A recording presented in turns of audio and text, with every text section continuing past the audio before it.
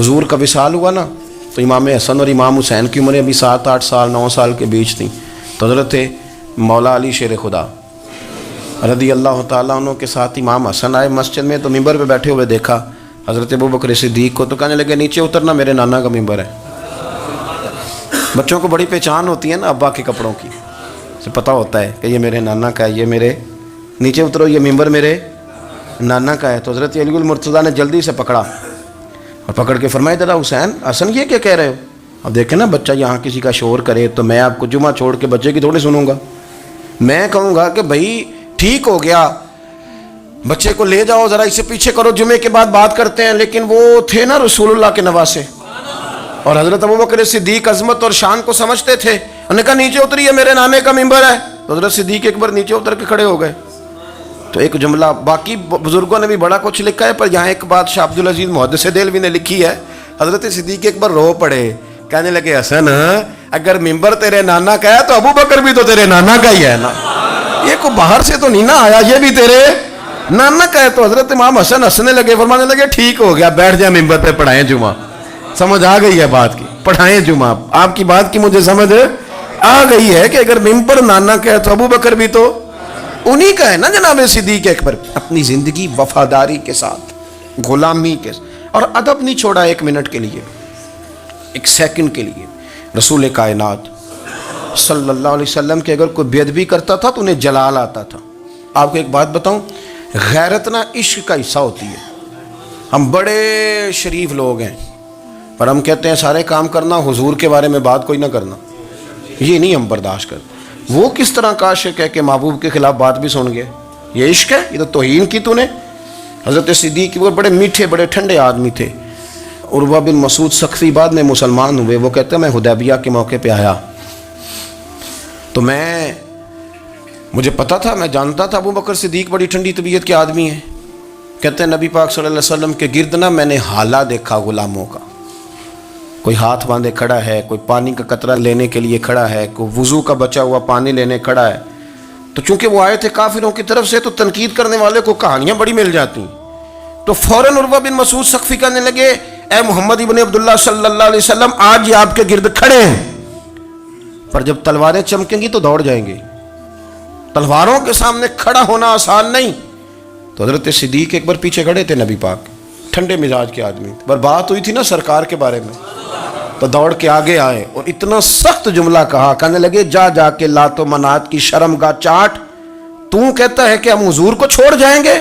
मैं नबी पाक के बाकी गुलामों की बात नहीं करता, तेरे पास जितने सूरमे है ना तू सारे लेके आ, और नबी पाक के दिफा के लिए सिर्फ अबू बकर की तलवार ही काफी है। तू ला, तेरे पास जितने सूरमे हैं ला मैदान पे, तू ला ना, तेरे पास जितने सूरमे हैं। तू कहता है ये दौड़ जाएंगे, फरमाया तूने अभी हमारा रुख देखा नहीं ना, तू आ ना जरा मैदान में, मैं तुझे अकेले को बताता हूँ कि किस तरह हुजूर का दिफा किया जाता। उर्वा बिन मसूद सख्फी कहने लगे ये कौन है? देर के बाद मिले थे ना, ये कौन है? उन्होंने कहा ये अबू कहाफा के बेटे अबू बकर सिद्दीक़ हैं। तो उर्वा बिन मसूद कहने लगे ये तो बड़ी ठंडी तबीयत का बंदा था।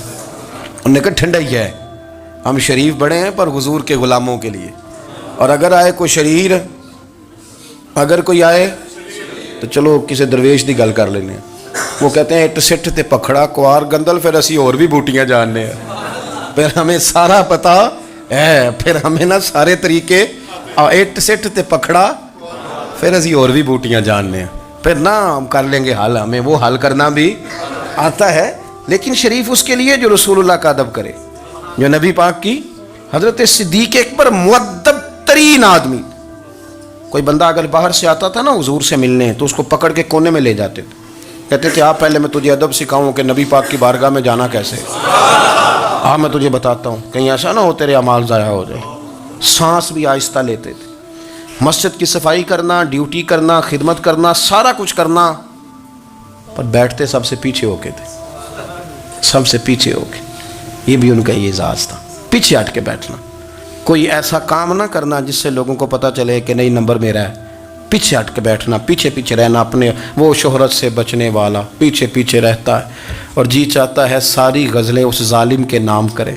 कुछ लोग होते हैं ना, वो पीछे पीछे होते हैं, कहते हैं नहीं नहीं मैं नहीं जी, ऐसा तो है ही कुछ नहीं, मेरे रसूल करीम अलैहि सल्लम का अदब करना।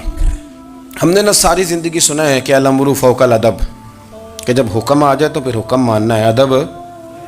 اور اس بات پہ ہمارے طالب علم بڑے پکے ہیں. مرید آج کل کے اس مسئلے میں بڑے کہتے ہیں صاحب نے خود کہا ہے کہ خیر صلاح ہے. انہوں نے خود کئی دفعہ کہا ہے جی تسی بڑے سیانے ہو، تانوں مطلب دی گل دی سمجھ جلدی لگتی ہے.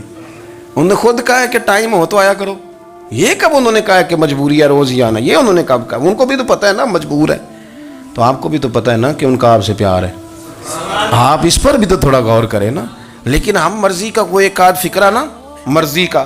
وہ ایک طالب علم یہاں سے گیا تو میرا دل نہیں تھا جائے، تو وہ کہنے لگا جی مجھے حضرت صاحب نے خود کہا ہے، حضرت صاحب نے خود کہا. میں پوچھ کے آیا ہوں.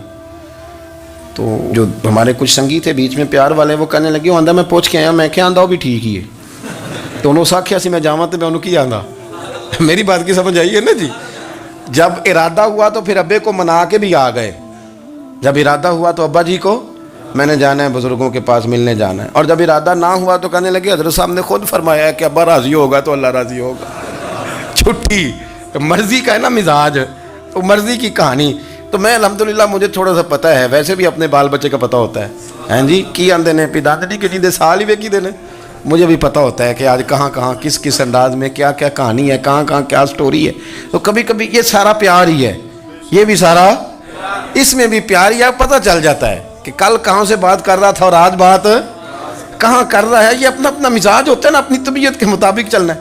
سنا یہی ہے کہ الامر فوق الادب، کہ جب حکم مل جائے تو پھر ادب نہیں کرنا، پھر حکم پہ. پر حضرت صدیق اکبر نے نرالا ہی کام کیا.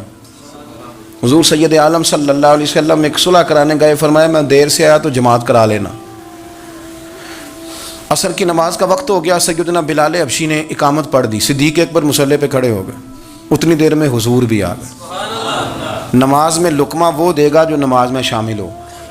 ٹوٹیوں پہ کھڑا بندہ لقمہ نہیں دے گا، پہلے وہ آ کے اللہ اکبر کا شامل ہو پھر لقمہ دے. حضور آئے، صحابہ نے ہاتھوں پہ ہاتھ مارنے شروع کیے، اطلاع کر رہے ہیں کہ لوگوں حضور آ گئے. سرکار اگلی صف کے قریب پہنچے تو جناب صدیق اکبر نماز پڑھا رہے تھے. نماز، لوگ تو بغیر نماز کے ادب کرنے پر اعتراض کرتے ہیں. میں بخاری شریف کی حدیث پیش کر رہا ہوں، نماز پڑھا رہے تھے. انہیں پتہ چل گیا نا حضور آئے ہیں، تو ایک قدم نماز سے پیچھے ہٹا لیا. نماز پڑھا کہ میں تہ ول ویکھاں، او مینوں کعبہ بھول گیا آئی. ہن بھول گئیاں نہیں سب صوم صلاتاں، اکو یار دا فکر پہ آئی.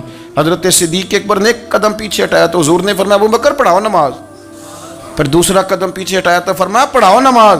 تیسرا قدم پیچھے ہٹایا. ہم نے آج تک یہی سنا ہے کہ حکم ہو جائے تو حکم ماننا ہے، ادب.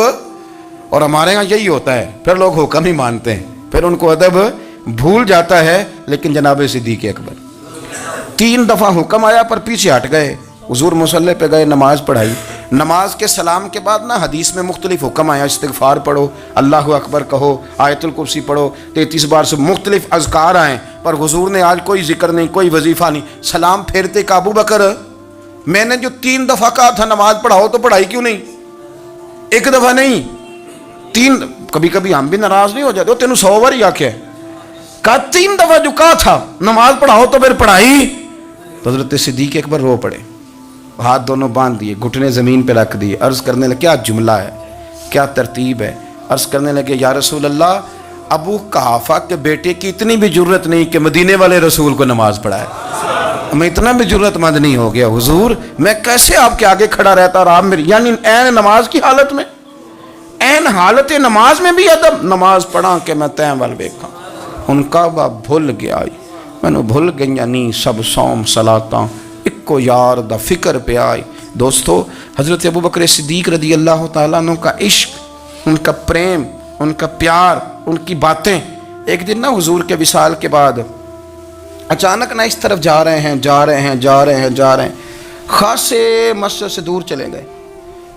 تو حضرت عمر تھوڑا طبیعت کو جانتے تھے، جناب عمر پیچھے دوڑے، کہنے لگے کدھر جا رہے ہو؟ چپ کر گئے. کیا ہوا، کدھر جا رہے تھے؟ ابو بکر سیانے بندے ہو، امیر المومنین ہو، کہاں جا رہے؟ تو رو پڑے. کہنے لگے ایک دفعہ نا حضور سفر پہ گئے ہوئے تھے تو اس طرف سے واپس آ گئے تھے، تو مجھے خیال آیا شاید اس طرف سے آ نہ رہے ہوں. حضرت عمر رو پڑے. کہنے لگے ابو بکر اب تو حضور نے پردہ کر لیا. جنہاں دے دل بر جانی وچھڑ، کون روے پھر تھوڑا، سب روگاں دا روگ محمد جس دا نام وچھڑ. آپ ساری سیرت کی کتاب میں پڑھ لیں گے تو ابو بکر صدیق کا وصال کس بیماری سے ہوا. لوگوں نے قول کیے ہیں کہ وہ سانپ کا زہر آ جاتا تھا، فلاں چیز تھی، لیکن کوئی بندہ وجہ تلاش کر سکا؟ کیا وجہ تھی وصال ہو گیا؟ کیا بیماری تھی؟ کیا تکلیف تھی؟ باقی وجوہات آپ کو ملیں گی. حضرت عثمان غنی شہید ہو گئے، حضرت عمر شہید ہو گئے، مولا علی، ابو بکر صدیق چلے گئے 63 سال کی عمر. وجہ کوئی نہیں بتائے گا. جب شدید بیمار ہوئے تو حضرت عمر فاروق نے ایک طبیب بلایا، وہ بڑا سیاںا تھا. اس نے سارا چیک کیا تو نباز تھا. کہنے لگا یار کوئی بیماری تو سمجھ میں نہیں آتی. تو حضرت عمر تھوڑا سا جلال میں، یرانہ تھا نا، جلال میں کہنے لگے ابو بکر مسئلہ کیا ہے؟ دن بہ دن کمزور ہوتے جا رہے، نماز پڑھانے کھڑے ہوتے تو ٹانگیں کانپتی ہیں، مسئلہ بتائیں کیا ہے؟ طبیب اتنا بڑا ہے، یہ تو بندہ کا چہرہ دیکھ کے بیماری بتا دیتا ہے، اور یہ کہہ رہا ہے کوئی بیماری نہیں. تو حضرت صدیق اکبر خاموش ہیں. پھر حضرت عمر کہنے لگے ہم سارے آپ کی وجہ سے چلتے ہیں، لوگ سارے پریشان ہیں، آپ حضور کے جانشین بتاتے کیوں نہیں؟ جب تیسری دفعہ کہا تو حضرت صدیق اکبر کہنے لگے عمر زیادہ باتیں نہ کر، تجھے پتہ نہیں مجھے کیا بیماری ہے؟ نہیں پتہ تو میں بتاؤں؟ نہیں پتہ تجھے، بول. تو جناب عمر رو پڑے. کہنے لگے ابو بکر مجھے پتہ ہے، آپ کا دیدار کے بغیر کام نہیں چلتا. وقت نا لمبا ہو گیا، چر ہو گیا، مینوں ترلے لیندیاں کدی موڑ میرے ول واگا، خواب میری وچ ایک وار دیاں میں میں ساری عمر نہ جاگا. مجھے پتہ ہے آپ کے مرض کا، پر ابو بکر امت کو ضرورت بھی تو ہے نا. تو حضرت صدیق اکبر کہنے لگے بس ہو گئی ہے، اب میری وصیت یاد رکھنا، جب میں دنیا سے جاؤں تو اٹھا کے میرا جنازہ قبر رسول پہ لے جانا، اور پہلے پوچھ لینا کہ ابو بکر حاضر ہے، اجازت ہو تو مجھے دفن کر دینا، ورنہ جنت البقیع میں. تو لوگ کہتے ہیں ابھی جنازہ ہی رکھا ہی تھا کہ دروازہ اندر سے خود بخود کھل گیا، اور آواز آئی اب دیر نہ کرو، محبوب کو محبوب کے ساتھ ملا دو. پانی پر نہ سہیلیاں رنگا رنگ کڑے، اسی پریا اس دا جانی ہے جس دا. میں نے شروع میں ایک بات کی تھی کہ اپنی خواہشات کو نا حضور کا غلام بنا دیں، سوچیں سمجھیں کہیں وہ لفظ جو مدینے والے رسول کو پسند ہیں، پھر دیکھنا مسلمان ہونے کا مزہ آئے گا، پھر ذائقہ نصیب ہوگا. اللہ ان کے درجات بلند فرمائے. آخر دعوانا